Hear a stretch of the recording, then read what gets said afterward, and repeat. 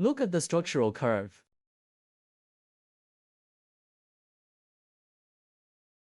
Is head positioning. Direct cutting. First use a 1.0 milling cutter to mill the left groove. Replace with the W knife. Milling out all the W holes. Use the key surface to the knife.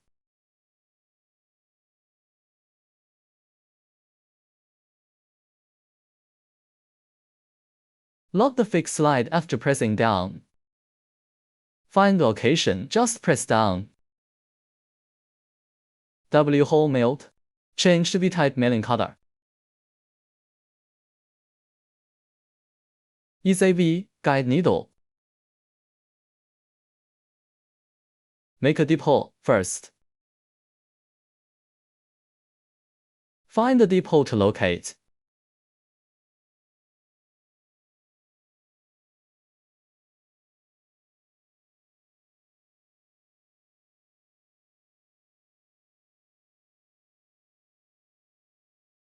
Cutting complete. Take a look.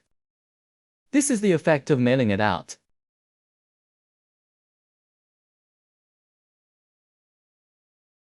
It's okay. A success.